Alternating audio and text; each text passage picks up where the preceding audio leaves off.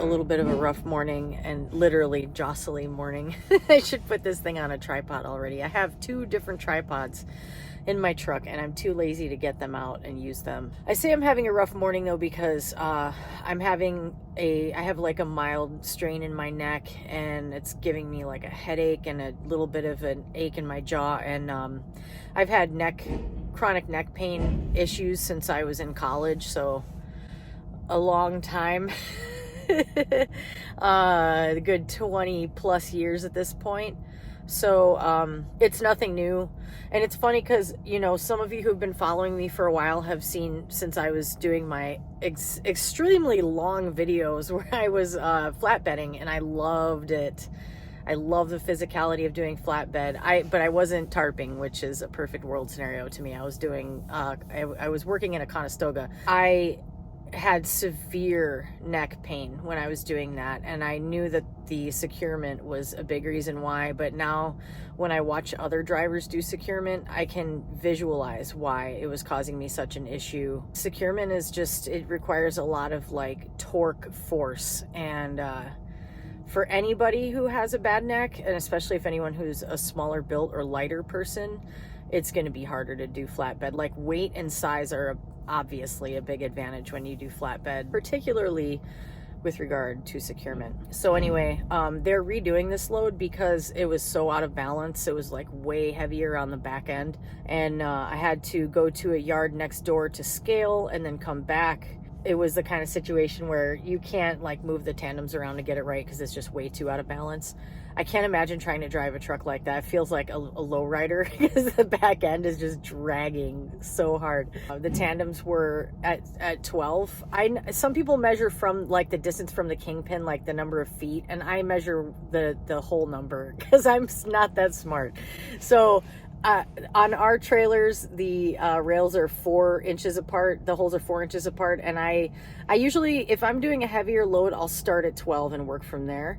Like before I scale it, I'll just set it at 12, like when I'm leaving the shipper, if they don't have a scale, and then I'll go from there. Sometimes I'll adjust based on what the load looks like, where it is in the back of the trailer, and I'll do my best to estimate like where the tandem should go, and I guess right a lot of the time, which is really cool. I love when that happens. But yeah, this time they were set at 12. I got on the scale and the load is heavy. It's like a 46,000 pound load.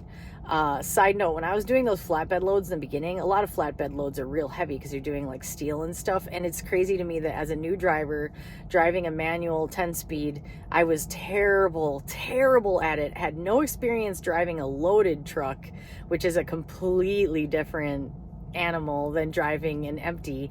Hadn't driven a truck with a sleeper yet, which I didn't even like put together because we were driving day cabs in training in CDL school, and every load I was doing was like 46,000 pounds. And I think back on that and I'm like, that is crazy talk. Anyway, so yeah, the back end was like 37,000. The drive tires were at 26,000, I think. And the steers were like 11.7. So yeah, they're redoing it now. I don't mind because honestly I'm feeling lazy today, and it's partly because it's rainy that getting like old lady rain problems, like, oh, if it's gonna rain my neck hurts.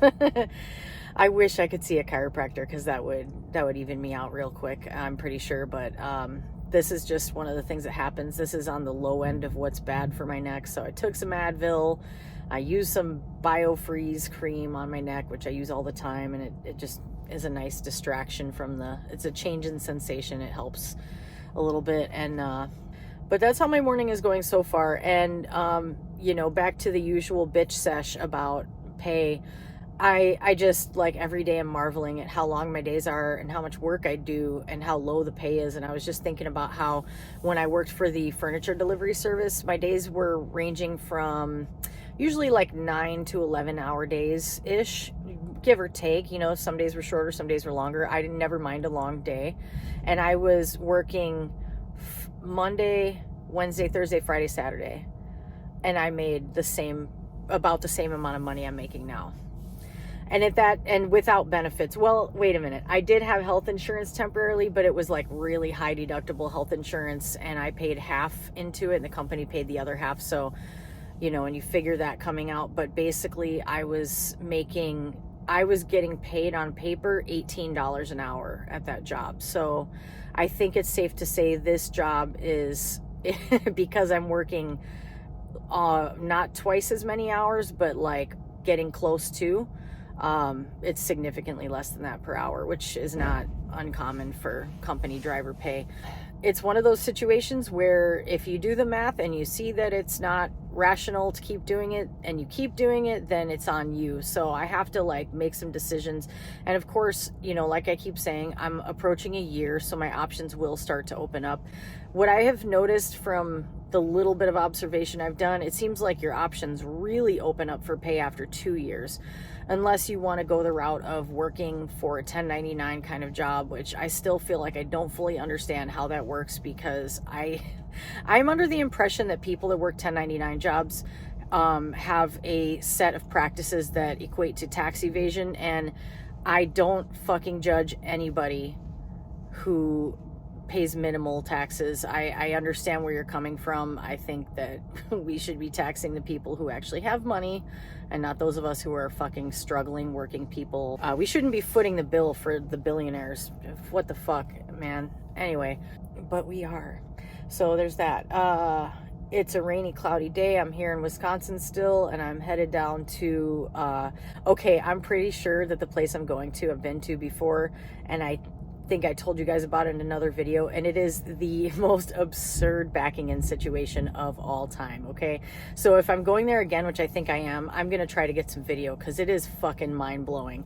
Like, I take pride in being able to get into tight areas, but in this one, as I remember it, there are 2 docks that are in the middle of a parking lot. There are cars opposing where you need to back in, the employee cars. The parking for the employees relative to the loading docks is absolutely crazy to me. I don't know how anyone in a flatbed would get in there. You'd have to have some massive fucking skill with a split axle to back into that shit, because it's got to be some type of modified 45, I think, to get in there, or 90.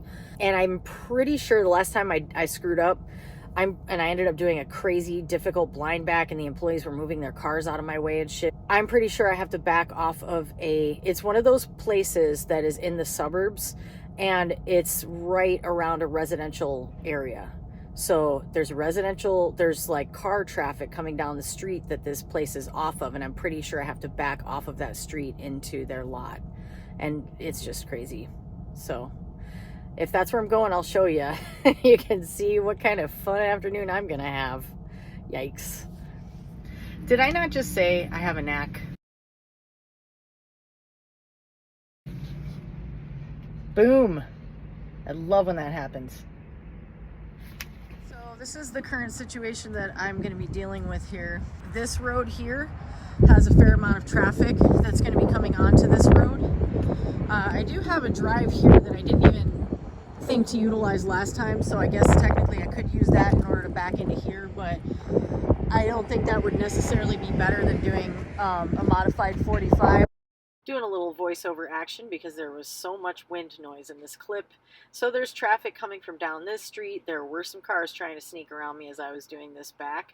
And then you see these 2 trucks here, the one I'm pointing at, and then the other one. They didn't end up really being an issue, but those weren't there the last time I was there.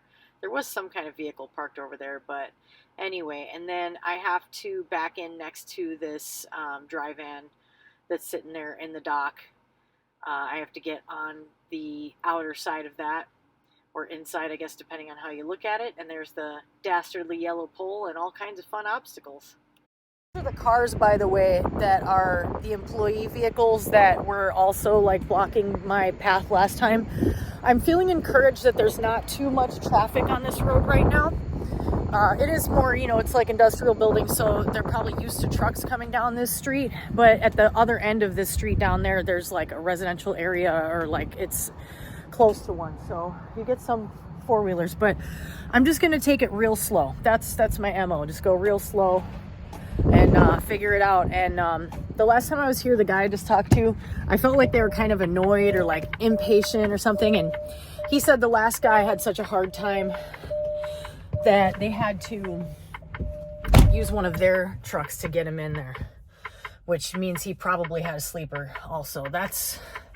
This is a place I'm going to try to talk to my fleet manager after this and just give her the heads up.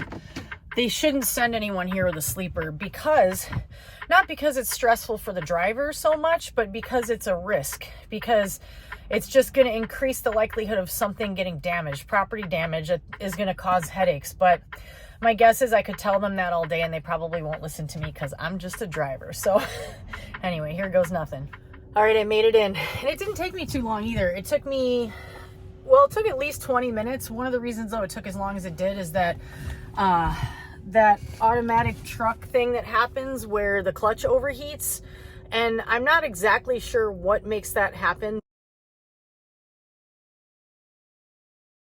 I think it's more likely to happen when you have a really heavy load. This load is really heavy, and I employed my favorite trick for getting into a super tight back that's like a modified 45 back, which it's basically a backwards U-turn. It's exactly what it is. I just did a backwards U-turn in a fucking semi. So what? But is moving the tandems all the way forward. It's like if you're shrinking your base of rotation. So if you have a very limited, like I'm coming off of a 2-lane road that has shoulders on it, which is not a ton of space to back a 72-foot vehicle off of, with car traffic. And there were cars zooming around me because people be stupid. And then this place is a giant obstacle course. It's yellow poles, it's personal vehicles, it's other trucks, it's stacks of steel things, like manhole covers and shit. It's a lot. And so I had to, you put the tandems all the way forward. I think that actually causes the clutch to overheat more as you're backing. And I wish I could explain the mechanical reasons why that stuff happens, but people probably wouldn't be that interested in it anyway. A lot of people wouldn't. Someone who knows about that stuff, explain it if you wouldn't mind in the comments, because I'm sure I'm not the only person who finds that stuff interesting. But so I had to keep stopping, and when the clutch overheats, you have to stop and just wait. That's all you can do. It sets off this alarm, and it can cause shit to start on fire. And by shit, I don't know, the clutch. I am not a mechanic. I'm not the most mechanically inclined person. But anyway, what was cool is that as soon as I came in here, the forklift operator, who's a real nice guy, who it turns out also drives a day cab in Chicago downtown, so go this guy, holy shit, super nice dude. He was like, immediately approached me. He was like, if you want, you can just drop the trailer right there and I'll just back it in.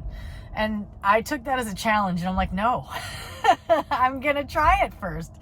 And he told me that's what they had to do for one of our company's drivers yesterday. And I'm such a by the book person that, like, I would be like, well, I got to call my company and make sure it's okay with them, which it wouldn't be. I already know that, so I wouldn't want to do that. So I guess that might have been my sort of personal stalling tactic, so I could be like, no, I'm going to do it. Like, especially knowing another driver couldn't do it, that's like a challenge.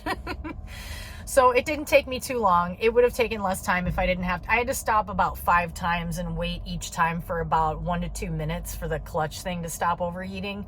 The clutch, just not the clutch thing.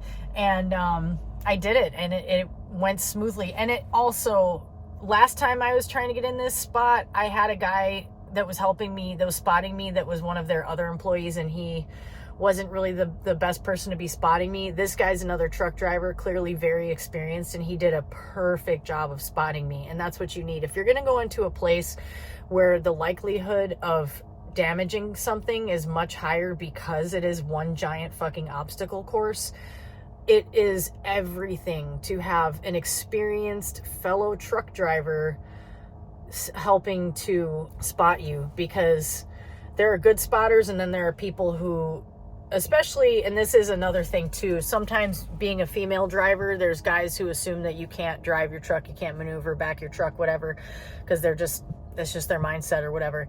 So you have to, like, sort of humor them and pretend that you're following what they're saying, but then you sort of are like, at a certain point you start to ignore them because they're going to confuse you more. And it's like when someone is spotting you, need them to help you to a certain point, and once you get your trailer aligned the way you need it to and you know where you're at, then you don't need help anymore. And then when someone keeps helping you, it actually is not helpful. So anyway, but I'm proud of myself. Go me. Little pat on the back. I got in here and it didn't take me that long, and it wasn't a nightmare like the last time I came to this place. And that all said, I'm going to tell my fleet manager, hey, you guys really shouldn't send anybody here who's not in a day cab.